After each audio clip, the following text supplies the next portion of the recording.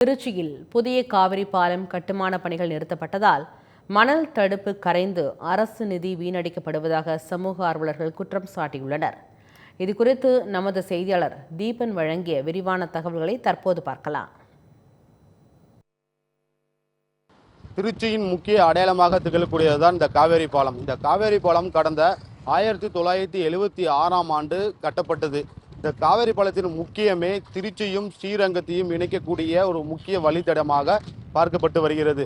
குறிப்பாக ஸ்ரீரங்கம், அனச்சநல்லூர், நொச்சியம், சமயபுரம் போன்ற பல்வேறு பகுதிகளிலிருந்து திருச்சியை வந்து சென்றடைய வேண்டும் என்றால் இந்த காவேரி பாலத்தை கடந்துதான் சென்றடைய வேண்டும்.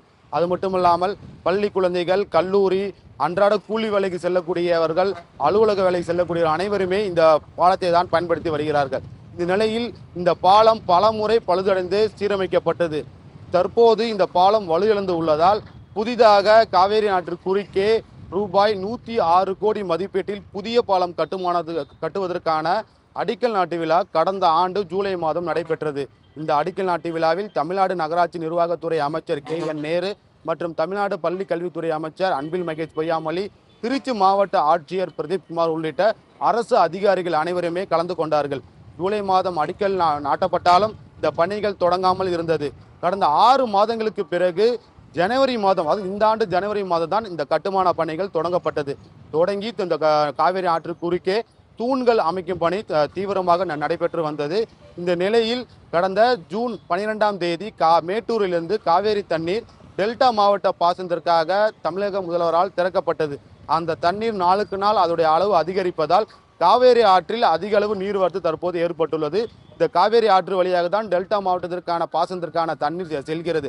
இந்த நிலையில் இந்த கட்டுமான பணிகள் மிகவும் ஆமை வேகத்தில் நடைபெற்று வந்ததால் நீரின் வரத்து வர தொடங்கிய போது கட்டுமான பணிகள் எந்த விதமான சேதமும் ஏற்படக்கூடாது என்பதற்காக பல லட்ச கணக்கில் தற்போது இந்த நடைபெற்ற பணியில் தோல்வி ஏற்படாமல் இருப்பதற்காகவும் மணல் மூட்டைகள் மற்றும் மணலால் தடுப்புகள் அமைக்கப்பட்டது. ஆனால் நாளுக்கு நாள் நீர்வரத்து அதிகரிப்பதால் அந்த மணல் தடுப்புகள் தற்போது அந்த நீர் கரைந்து சென்றுள்ளது.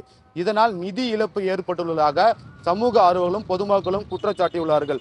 முறையாக கடந்த ஆண்டு ஜூன் மாதம் ஆட்டிய பிறகு உடனடியாக இந்த பணிகளை தொடங்கியிருந்தால் தற்போது இந்த நிதி இழப்பு என்பது ஏற்பட்டிருக்காது. ஆமை வேகத்தில் பணிகள் நடைபெற்றதால் இந்த நிதி இழப்பு ஏற்பட்டுள்ளது. இதனால் இனிவரும் காலங்களில் எந்த திட்டத்தை தொடங்கினாலும் உடனடியாக அந்த பணிகளை தொடங்க வேண்டும். விரைந்து முடிப்பதற்கான நடவடிக்கையை மாவட்ட நிர்வாகம் மேற்கொள்ள வேண்டும். அதுக்கு தமிழ்நாடு அரசு அழுத்தம் கொடுக்க வேண்டும் என பொதுமக்கள் தரப்பில் தெரிவிக்கப்பட்டுள்ளது. இந்த புதிய பாலம் கட்டுமான பணியில் தற்போது நிறுத்தி வைக்கப்பட்டுள்ளது.